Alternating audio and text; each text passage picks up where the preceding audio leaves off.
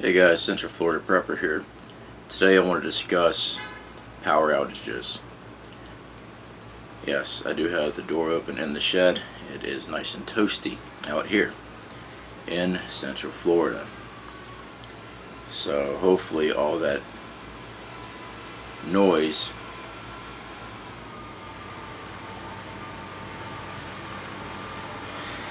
civilization is great.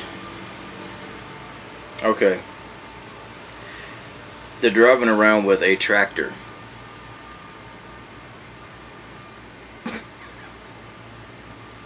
Alright, back on topic. Power outages. Alright, we just saw Venezuela get hit again.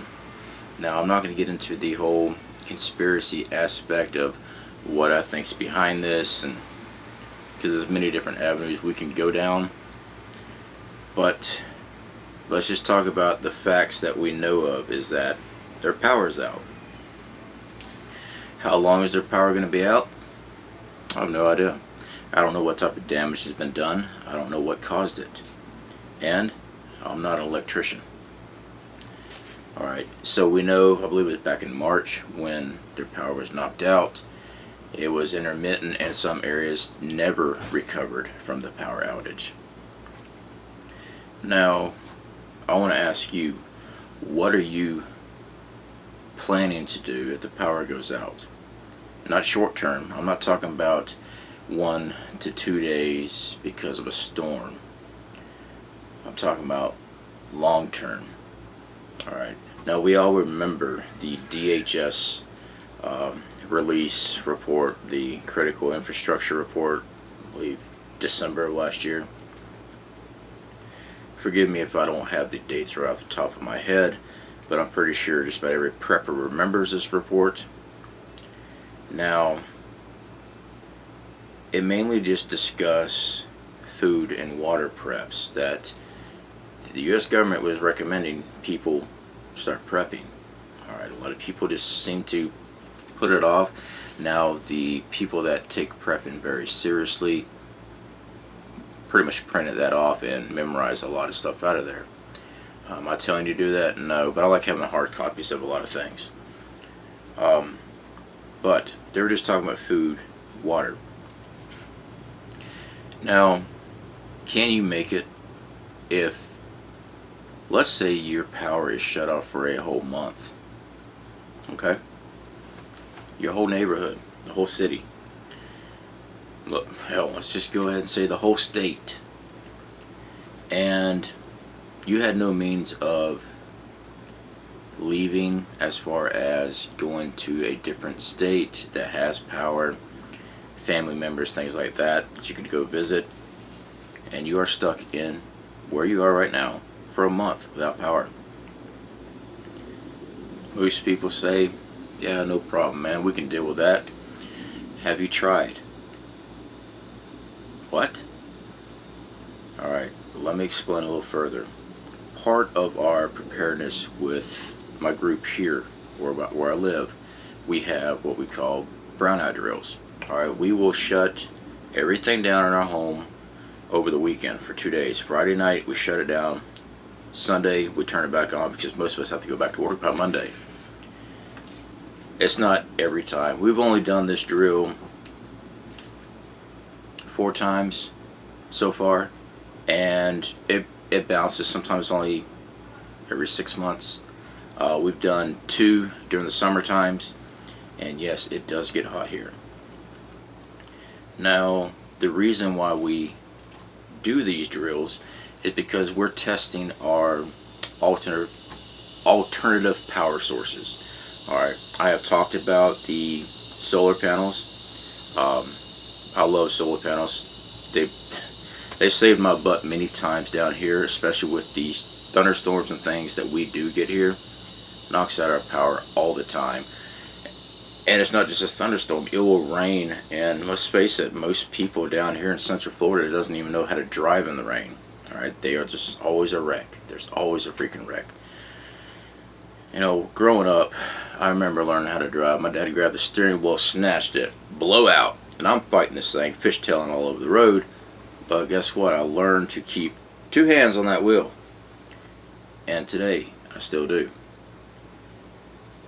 Okay, before I get into that rant. So, we test our preps. We test our alternative power sources. So we're always trying out new ideas too.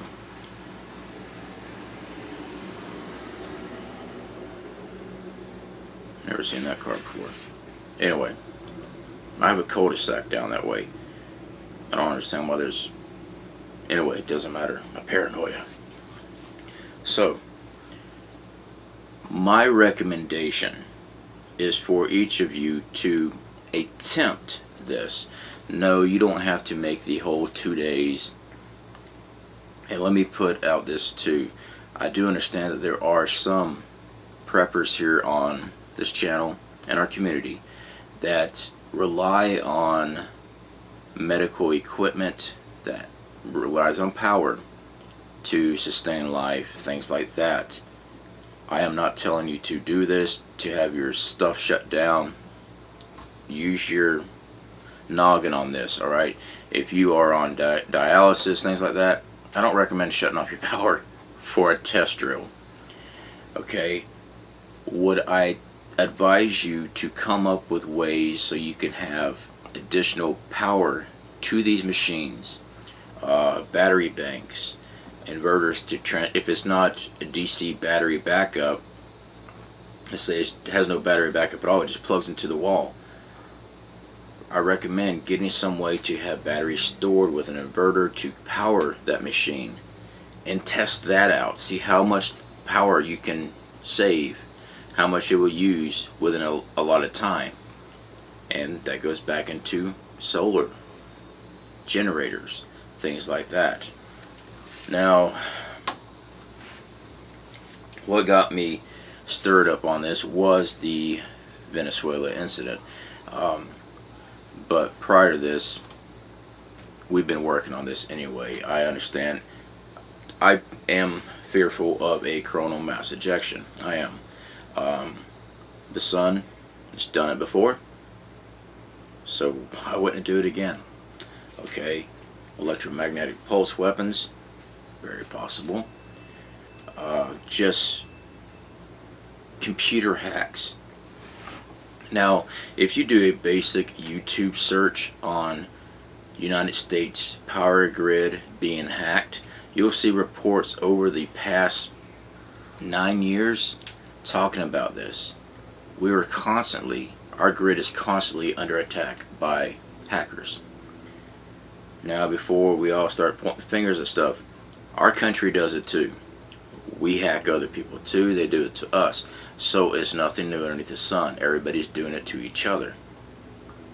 Now, some of these hacks, they're planting backdoor Trojan horses, things like that. So when they decide to activate this program, they've got a way in to go start it without, having any red flags fly up. And it's just the cascading effect of it will just keep going and going and going.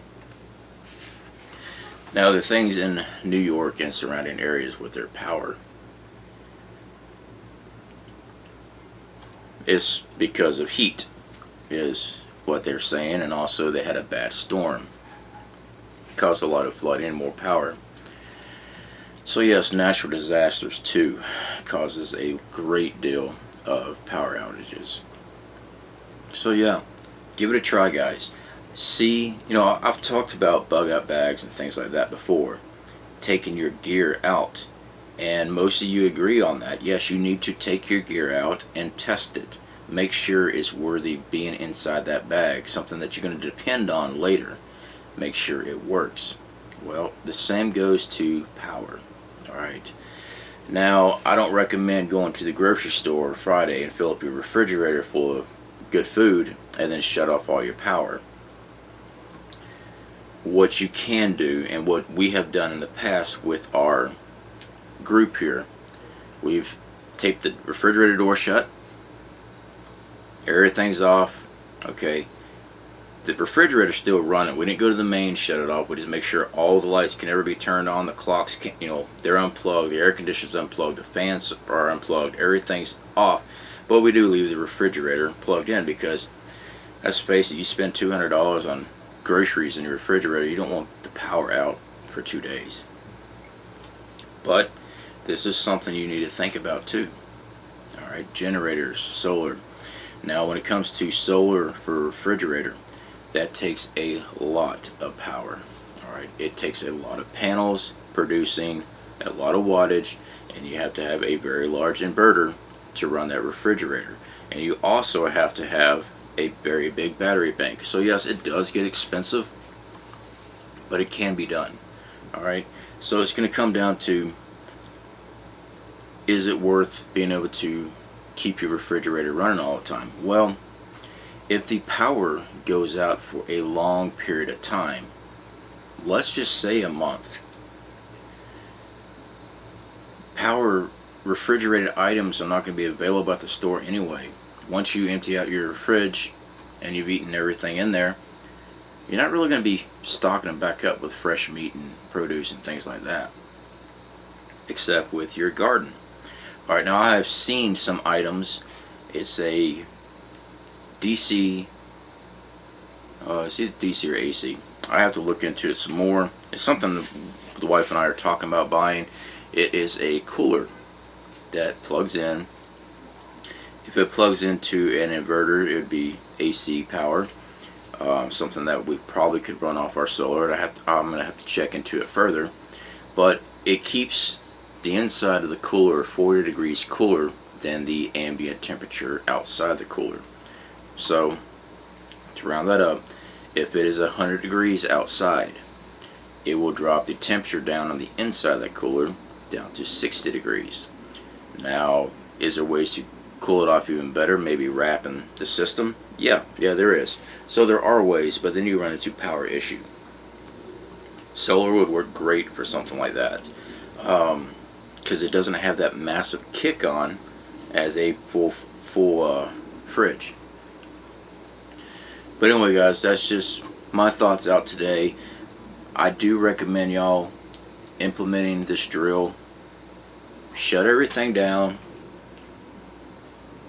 You know what? Even start with one day. Okay? Maybe one Saturday, if you're available to be off work and be one of the lucky people to have the weekend off. I know that there's a lot of y'all that work 6-7 days a week. Alright? Give it a try. Shut everything down. Live in your home. See how the temperature ranges. See what you're really missing, what you're lacking on in supplies. Do you have enough flashlights? Do you know where your batteries are? Can you operate in your home in the dark? That's another big one. Do you know the interior of your home? Alright? When it's completely blacked out and you can't see anything, and trust me, when it gets dark, it gets dark. Alright? There's places I've been at, there's no ambient light. Yeah, the stars are, you can definitely see the stars very well, but anything in front of your face you can't see because it's just pitch black. So, if all the power went out, all the ambient lights, just think about that. And here's another thing to think about: protecting yourself. If you are the only person on your block with lights running, I can sit on my porch when we have our power outages and I can watch people go up and down the road because I got light, and they're just rubbernecking, constantly looking. Sorry, I shouldn't do that. It draws their attention. Now, if there's a full-blown outage like Venezuela and you are the only person with power and it's seen from the outside, do you not think that there's going to be a lot of people paying attention to that? So yeah, we do have things implemented on blacking out our windows, things like that, before we can run lighting, stuff like that inside the house if necessary. You know, just trying to be low key on it. So the way our house roof's set up, we don't keep our solar at the optimal angle like it's recommended on solar. Ours are pretty much laying flat because the way the sun tracks over our house is perfect, and from the ground level you can't see the solar panels. Now if I got them erected where they're supposed to be according to the elevation and all that other stuff they talk about, yeah, people would be able to see it. So think about the security purposes too when you're implementing these drills. Alright guys, let me go ahead and stop here. Like I said, it's just me rambling some things on, but I highly recommend y'all giving that a try. After all, we remember they reported that our infrastructure could be hit, and Venezuela is getting popped right now by something. Okay, man-made, maybe. Failed mechanics, impossible. All I know is that I wouldn't want to be down there right now. Okay, so if that was to happen here, I mean, we just had all the power outages up north, constant. All right, they finally get the power on, then it goes back out again. All right, now most of these are because they're doing repairs. I still have some thoughts on that, but that's that conspiracy I mean. But anyway guys, you take care, and I will speak to y'all later.